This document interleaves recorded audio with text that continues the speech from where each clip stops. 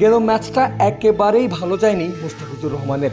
বল হাতে রান বিলিয়েছেন, ডেথের 2 ওভারে দিয়েছেন 32 রান, ছিল একাধিক ওয়াইডও। তবে এর মধ্যেও একটা বিষয় বেশ ভালোভাবে নজর কাড়বে। শেষের ওভারগুলোতে মুস্তাফিজ একের পর এক ওয়াইড দিচ্ছেন, কিন্তু স্টাম্পের পেছনে থেকে মহেন্দ্র সিং ধোনির চোখে নেই কোনো বিরক্তি, উল্টো হাততালি দিচ্ছেন এমএসডি।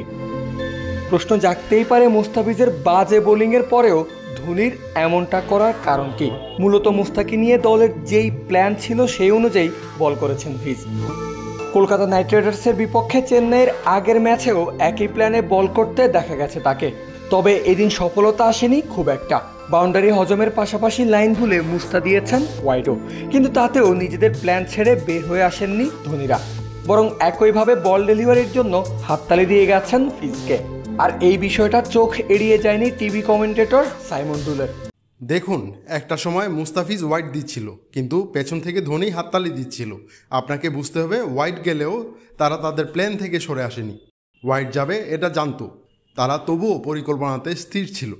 সাবেক কিউই ক্রিকেটারের মতে ম্যাচের মোড় চেন্নাইয়ের দিকে ঘুরিয়ে দিয়েছে 15তম ওভার, যে ওভার থেকে শার্দুল ঠাকুর খরচ করেছিলেন মাত্র 2 রান।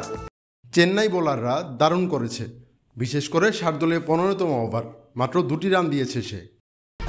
1, 2, 3 ঢাকায় জমি জিতে নিন 100% ক্যাশব্যাক সহ 20 কোটি টাকার পুরস্কার। তবে অজি কিংবদন্তি অ্যাডাম গিলক্রিস্টের মতে মুস্তাফিজের হাতে ধরা পড়ে সূর্যকুমার যাদবের আউট হওয়ার ওভারটাই ম্যাচের মোমেন্টাম চেঞ্জ করে দিয়েছে। ওই ওভারে পাথিরানার বলের পাশাপাশি অবিশ্বাস্য সেই ক্যাচের জন্য ফিজের প্রশংসায় পঞ্চমুখ হয়েছেন এই লিজেন্ড।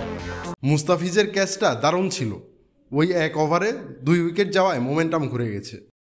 সব মিলিয়ে রোহিত শর্মার সেঞ্চুরির পরেও মুম্বাইয়ের ঘরের মাঠ থেকে জয় ছিনিয়ে এনেছে চেন্নাই। তবে দল জিতলেও দিনটা ভালো কাটেনি মুস্তাফিজের। বল হাতে হজম করেছেন টি-20 ক্যারিয়ারের সবচেয়ে বেশি রান।